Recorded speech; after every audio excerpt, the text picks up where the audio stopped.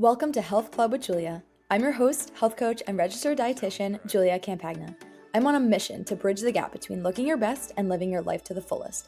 After years of over dieting, struggling with disordered eating, and destroying my social life, I finally found how to reach my dream physique without sacrificing the things I love. Now I'm sharing all my strategies and education with you. We'll be talking all things health, including hormones, metabolism, and lifestyle to help you cut out the confusion and start living. So get cozy and join the club. Hello, welcome back to another episode of the Health Club with Julia podcast. As always, I'm so happy you are here.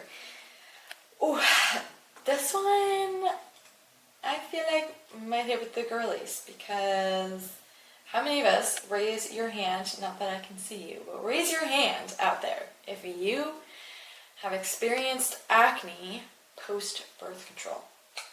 I sure did, and I also am someone who never really had that problem growing up. Like in high school, middle school, high school, I had some, like as I was going through puberty, whatnot.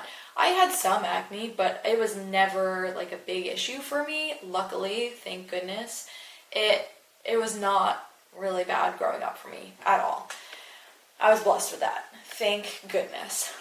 And then I went on birth control, and I didn't have any flare-ups on birth control. Like, that was not also an issue for me, thank goodness. I did have plenty of other issues on birth control, but acne was not one of them. And then I got off acne, and at first I was like, this is great, I feel great, nothing's going on. 3-4 months later, I was like, what is happening to my face? I was breaking out, and I never broke out. I was just really self-conscious about my acne, and again, for me, it was bad. For other people, it might seem like it wasn't that bad, but coming from someone who does not break out or did not break out like ever, this was new for me, and I had to navigate that and be like, okay, what the heck is going on in my body and how do I manage this? How can I stop this from happening? Because I felt really self-conscious. I'm also somebody who never wears makeup. I do not put makeup on during the week at all. I only put on makeup if I'm going out somewhere and have an event, but during this time, I was wearing makeup more often, which was also causing more acne for me, and I didn't want to go out barefaced and like show my face without makeup, and I was just like really self-conscious about it because it was so new for me, and I did not know how to manage it and what to do with it. So, luckily for me, mine only lasted a couple months. So it was like 3-4 months after birth control, I started to get these symptoms, and then it probably lasted like 3 months or so. And then after that, it kind of did dwindle down. I started just getting it around when my period was coming versus like having it there all the time. And now I'm a lot better with it. Some cycles, because every cycle is different, I will get a little bit of spots on like my chin area. But some cycles I don't really break out at all. So it did dwindle down and calm down. But that was a shock for me coming off of birth control. I knew that was like a potential for that because that's just one of the side effects that does happen when you come off of it. However, I was going for a couple months and not seeing anything, and I, again, didn't have that problem beforehand, so I was like, oh, maybe it won't be that bad for me. And then it came out of nowhere. And again, it wasn't terrible, but for me, it felt like it was terrible. So how do we manage this? Because I feel like this is something that I've gotten asked a lot, and I just feel like women experience this. How do we help manage acne flares after birth control? And also try to prevent it too. It is somewhat preventable. I mean, to a degree, yes, coming off birth control, your hormones are like rebooting from ground zero, basically. So there's a lot of changes going on internally with your hormones. So that could cause some flare-ups. But how do we be as preventative as possible? And also, if we do have it, okay, then how do we actually manage that? This is a question I get a decent amount. So I want to just kind of put this all in a podcast. So There's a couple of things that birth control does that we need to be mindful of, and things that we can do afterwards to limit our chances of having bad breakouts after birth control use. So the most obvious one is a hormonal imbalance. Birth control does flatline your hormones. Hormonal birth control, usually of all kinds, will kind of just flatline your hormones, and so you're not having these regular fluctuations. So hormonal imbalances can cause problems with acne. Now, coming off of it, again, once you go from this flatline state to then your body now is trying to produce regular hormones because you're not on hormonal birth control anymore, it's a big change for your body. And so more often than not, there is some form of hormonal balance coming off of it. Even with my clients, we do preventative work, so I have them start protocols before they actually come off of birth control, and that can minimize symptoms that you experience a decent amount. However, there is going to be some sort of imbalance when you're coming off of it, just again because of the nature of the birth control and the hormone use that you're on and whatnot. So there is some imbalances. Now, for some it can be not that bad, for some it's chaotic. This is why I do the preventative work with my clients before they come off of it, so that we can minimize that risk as much as possible. But nonetheless, hormonal imbalances, birth control also causes inflammation in the body, so you have some inflammation that we have to take care of. A big piece of acne, whether you were on hormonal birth control or not, is stress management, which we'll go over. Blood sugar, there can be problems with that, especially post-birth control. Also gut health stuff going on and liver support. Birth control definitely does kind of tank your gut health, so we have to address that.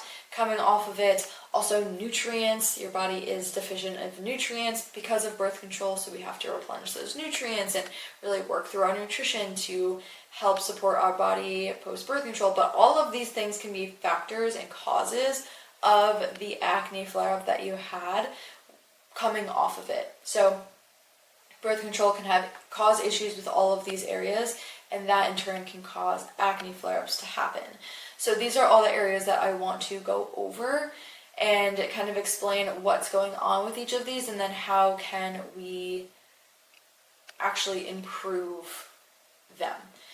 So we'll start off with the hormonal imbalances. Like I said, obviously when you were on hormonal birth control, your hormones are not naturally producing. They are not actually working. Your brain actually is disconnected from the ovaries. So a big piece of hormones and how we make hormones and how your body communicates with each other is that in your pituitary gland, certain hormones are made. That's, these things in the brain, the hypothalamus, the pituitary, make hormones. That signal goes from your brain all the way down to your ovaries to communicate your ovaries to stimulate certain things to have a healthy cycle. So it is a brain-ovary connection. It's all connected. And when you're on birth control, that disconnects. It actually shuts off that connection between your brain and your ovaries, and so you're not producing the hormones as you would without birth control. That's, in generic terms, that's kind of how it works. So obviously you're not having these regular fluctuations that you would. So your hormones are pretty flatlined. Then you come off of birth control and your body is like, turn on. Okay, that's great, but I need some time. And so it does take a little bit of time for your body to reconnect brain, ovaries, and say like, okay, now we are not getting these synthetic hormones that are taking over. Now we actually have to produce these hormones regularly again. So with that, again, yes, most of the time there's some imbalances going on. Now, this can be in many different forms, and it's not the same for everyone, but you might have high androgens, you might have estrogen dominance, you could have thyroid issues, maybe an underactive thyroid. So all of these things can cause acne. High androgens can cause more oil production, which can clog pores, which can cause acne. Estrogen dominance, again, that is when we see estrogen dominance is when we see more of the PMS symptoms, the heavy bleeding, the acne flare-ups, the bloating. it can cause a lot more of these symptoms that you see. And thyroid can cause problems. So there's multiple things that you could potentially have in terms of hormonal imbalance. Again, you might not have all of these, you might only have one of these. Odds are you have some sort of imbalance going on coming off of it, but these are all things that can cause acne to occur. So how do we improve our hormone imbalance? It really is coming from all of the next things that I'm going to be talking about. So we do want to work on reducing our inflammation, managing our stress, replenishing the body of nutrients, working on our gut health support and liver detoxification. So all of the next things that I'm going to be talking about relate back to hormonal imbalances and how we can actually get the hormones to be more balanced and to have a healthy cycle again. It does come from all of those things. So that's basically what I want to say on the hormone imbalances and how we manage that. It's really working on the other things that I'm about to talk about that will in turn help rebalance your hormones. So there's not much to note yet. Just pay attention to the next things that I'm going to talk about, and these go back to this is how you balance your hormones and help to not have acne flares due to a hormonal imbalance, if that makes sense. So next up, I will talk about reducing inflammation. So again, hormonal birth control does cause inflammation in the body. So if you have inflammation going on all over, that can surface as acne on your skin. This is part of how your body deals with inflammation, is it'll send it to different areas, so you might feel inflamed in certain ways, part of that being acne. So we really have to have a focus on reducing inflammation regardless of the acne post-birth control, but again, because inflammation can cause an acne flare. So how do we kind of work on reducing inflammation? Again, one of the pieces that I'm going to talk about more in a minute is stress management. Working on your stress is so good for inflammation. You need to be working on this daily. I'm going to talk more about this in the stress management section, but one of the big pieces of inflammation is stress management, so make sure you're working on that. Another thing is through nutrition, and of course, there's different things that we can do nutritionally to help reduce inflammation, so being on an anti-inflammatory diet. So what that kind of looks like in a nutshell, you can use spices. There are certain spices that help to reduce inflammation. These include turmeric, which if you're going to use turmeric, please use black pepper with it. It helps to stimulate the turmeric effects. So use those together, but turmeric is a spice that is beneficial in reducing inflammation. Ginger is also beneficial in reducing inflammation. Both of these things you can either do in the whole food source of it, so like get actual ginger stalk and turmeric stalks and either use that with tea or in cooking, however you want to do that. Or they do come powdered, so you can get powdered ginger and powdered turmeric and just like sprinkle that on your food. It's a little bit easier to do it that way. But either way, ginger and turmeric are two really great spices that you can use to add to foods to help reduce inflammation. Another one is cinnamon. Cinnamon is lovely for reducing inflammation. So this is, again, really easy to use. You can do the actual cinnamon stick, or you can just get the powdered form of that and sprinkle it into foods. But try to have one of these every single day. So it's kind of easy. I feel like turmeric and ginger are more of like a savory, go more with the savory side. So you can use that in lunches or dinners and just like mix it into a recipe. Cinnamon I feel like is more on the sweeter side, so I like to use that in the morning with breakfast. But there's many different ways that you can use all of these, but I would try to use one of them a day and see how that helps you. You can use multiples of them a day. Sometimes I'll do like cinnamon in the morning with my breakfast, and then I'll add ginger or turmeric at a dinner, like add that into my meal for dinner. So you're getting both or two versions of that in a day, but try to do at least one a day. And it's an easy way to help reduce inflammation through spices. Now again, nutrients in general are really great. So antioxidants, these are super beneficial for lowering your inflammation. Berries are super high in antioxidants. I always say to include berries in your diet. Now, yes, they are more fresh when they are in season, but I try to get berries in even out of season. They tend to go bad quicker when they're out of season for obvious reasons, but I still try to get them in the wintertime and such. But berries of all kinds, blueberries, blackberries, raspberries, strawberries, these are really, really great in antioxidants. So try to get some of those in, but antioxidants in general are great to have. Omega-3s in your diet, so this comes from healthy fats, olive oil, salmon, chia seeds, flax seeds, omega seeds, not omega seeds, hemp seeds. These are all really great for omega-3s. Unfortunately, we as a Western society, Western eating, we do not get enough omega-3s in our diet. That is why a lot of people take fish oils, because they're not getting enough omega-3s in their diet, EPA, DHAs in their diet. You would need to have salmon like 2 times a week to get enough in, or like chia seeds every single day. You would need a lot of it in your diet to get your daily dose. But that is why it is a very popular supplement, and it is honestly one that I do recommend for a lot of people to take, because we are low in omega-3s. I forget the ratio. I did a podcast episode on this recently, and in it was including omega-3s and like the ratio of omega-3s to omega-6.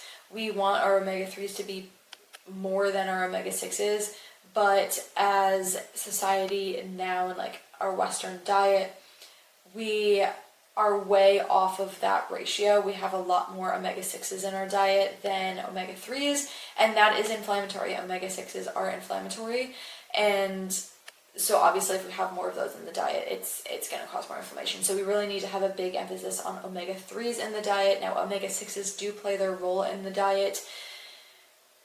We do need them in a certain amount, but again, we are kind of really off with the ratio that we need in these, and so we need to put heavy emphasis on omega-3s. So if you feel like you're not getting enough through your diet, fish oil may be the way to go. I personally do take a fish oil every single day, and that just helps me know I'm getting in my omega-3s for the day. But omega-3s are really, really great in fighting inflammation as well. So that's great. Again, fish oil in general, the supplement itself is also awesome for reducing inflammation. Cruciferous vegetables are great for reducing inflammation, so that is your broccoli, cauliflower, Brussels sprouts, cabbage, kale. These are cruciferous vegetables, so those can be really beneficial in reducing inflammation as well. Healthy fats are also great: avocado, nut seeds, olive oils, coconut oil, reducing inflammation. So these are some nutrients that we can do, some spices, as well as stress management is a huge piece of reducing inflammation. So those are the top things that I would say to reduce inflammation. But again, birth control can cause inflammation. Inflammation can show in the form of acne. So we want to reduce our inflammation as much as possible through one of those things. Next up on the list is stress management. So again, stress, if you ever really think about it, if you think about a time that you were highly stressed, you were probably feeling a lot shittier, and you probably felt a lot worse in your body. Maybe you were feeling a little bit bloated or inflamed, or you had acne. But when you're really stressed, you don't feel great, and that does show in the form of acne as well. And I know for me, when I'm having a lot of stress for an extended period of time, it definitely shows up on my face. It's like one of the first things that I notice is that I start to break out on my face because I'm stressed. So again, major piece to this is reducing our stress, and this should be done daily. Again, I'm like the queen of stress management talk. I feel like every single solitary episode I bring in stress to some degree. And I always disclaim that yes, stress has its time and place as well. We have a stress response for a reason.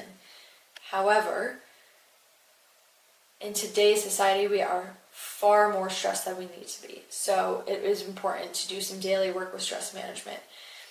Stress raises cortisol, which can impact your gut health and your digestion. It can cause hormonal imbalances, and again, all of these other things too cause acne. So it's not even just the stress itself. Yes, stress alone and the cortisol response can cause acne, but this also causes other problems with other areas of the body that also can cause acne. So it's kind of like a ripple effect that this one thing can cause other problems, which causes more acne. So again, it is really important to dive into stress management and make sure you're doing daily work, whether it's the morning, afternoon, or night, or a combination of any of those. You should set aside at least a minimum of 5 minutes to do some stress work.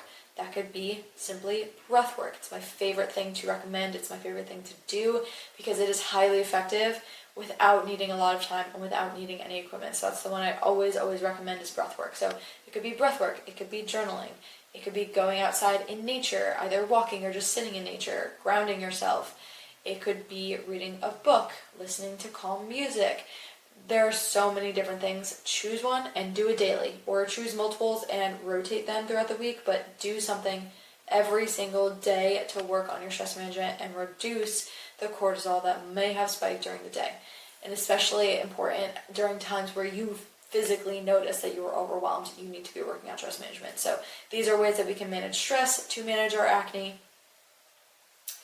Then another piece to this is blood sugar management. So again, blood sugar obviously causes an insulin response. Insulin causes the adrenals and ovaries to produce more androgens, so that's things like DHEA, testosterone, and increased androgens can increase oil production. And again, oil production can clog your pores and cause acne. Also, oil production on your skin, although is great to an extent, it lubricates and moisturizes your skin. The oil buildup itself over time is not great. And so if you have high androgens, you have more oil production, you can see more acne. This is partly too why in the luteal phase, people tend to break out more than other areas and other times of their cycle, because we produce more sebum. It's called sebum in the skin. It's oil production. That is produced more in the luteal phase and can cause more acne. So that doesn't really have to do with higher androgens, that's just our cycle. But just a side note that I wanted to mention, that could be why you're breaking out a little bit more in your luteal phase, because of this sebum production, oil production, that's causing more breakouts in your luteal phase. So side note there. But anyway, yes, blood sugar obviously causes this insulin response, which is a trickle down effect with the androgens, oil production, clogged pores, aka more acne. So we want to make sure that we are able to manage our blood sugar more as well. Again, blood sugar is another thing that can tie into other things as well. Blood sugar, if it's not managed well, can cause gut issues, can cause detoxification issues. So again, it's all kind of connected here. But how do we manage our blood sugar to manage acne? Big takeaways with managing blood sugar is number one, balanced meals. Try not to have carbs alone. So one of the biggest things that you'll hear with blood sugar management is no naked carbs. Basically what that means is you're not having a carb source all by itself. You're going to have a much greater spike in blood sugar and then therefore insulin response if you're just having carbs alone. So this can be baked goods, simply like breads or pastas or anything that's really carb heavy. We want to limit.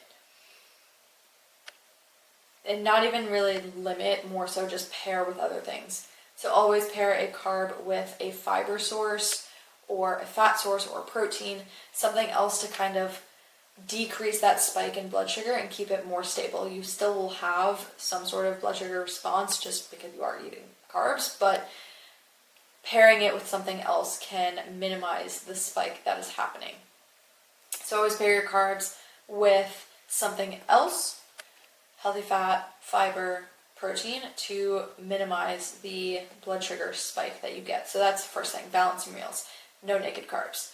Another thing that you can do is go on a little walk post-meal or do some sort of activity post-meal that allows your body to utilize the food that you're having to perform some sort of exercise, and therefore does limit the blood sugar spike that you can see as well. So this does not have to be like a full-blown walk either. This could be like a 5-10 minute walk around your work building or at home, or just standing, simply even just getting up and standing and maybe like shifting back and forth on your feet.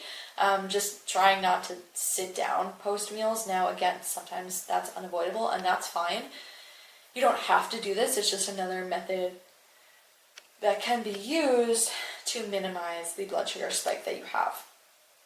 And then also, a third thing is have regular meals, meaning try not to go long periods of time between meals without eating. This can dysregulate your blood sugar as well. So we want to have regular meals. We want to help this stabilize throughout the day. When you're going long time without having meals, you're having blood sugar crashes, and then again, another trickle-down effect. So you want to have regular meal times. Try to have meals spread out between like 2 to 4 hours in between meals, so that you're not going extended periods of time without having meals. So make sure you're having regular meal times as well. So those are 3 big takeaways: post-meal walks, regular meal timing, and balanced meals to manage your blood sugar. There are other things as well, but these are the 3 big takeaways that I want to mention today. But that is a big piece. Blood sugar management will help to manage your acne post-birth control. Then the next thing I want to go over is your gut health and liver support. So again, birth control does impact your gut health. It has been shown, studies have shown, that birth control damages the gut because it lowers the microbiome diversity, which I'm going to talk more about in a minute, and it also slows motility. So what that means is it slows the passing of food through your GI tract. And if things are slow going through your GI tract, that's when things can ferment, can cause gas, bloating, can lead to things like leaky gut, intestinal permeability.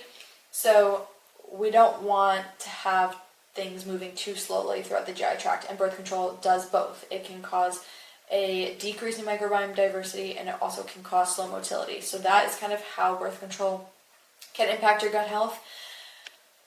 And so let's talk about that a little bit deeper. So there are billions of bacteria in your gut, and they play a major role in your body. Your gut health is imperative to your overall health. And so you have all of this bacteria, both good and bad bacteria, that should be in balance to support your gut health and digestion health.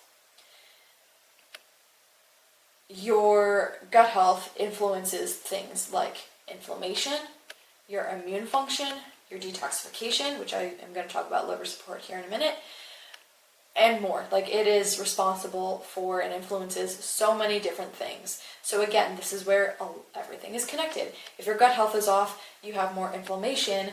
Inflammation can cause acne, so does gut health. So these are all interconnected with each other. And so if you take care of one, it will hopefully take care of another and improve another, but you need to be making sure you're taking care of all of these things to get the most out of this. So it influences a lot, it's responsible for a lot in the body, and so if your gut is off, it can cause major issues. One of them, you might see acne flare up. Because when there's an imbalance of this bacteria that is in your gut, called gut dysbiosis, your gut barrier is weakened. So think of your gut as having this barrier, this outer wall that protects your different organs and stuff in your GI tract. So there's this wall. So your gut barrier, or this wall, is weakened if you have an imbalance of bacteria in your gut. Then this can cause toxins to recirculate in the body. This therefore causes more inflammation, things like leaky gut, intestinal permeability. It can lead to things like H. pylori. So it can lead to a lot of things if your gut barrier is weakened and toxins get recirculated and this inflammation response happens. Then you can flare up, and that can show in the form of acne on your skin. So that is kind of the modality, or how this is happening and what is happening inside the gut, and why you might be seeing more acne, problems with gut health issues.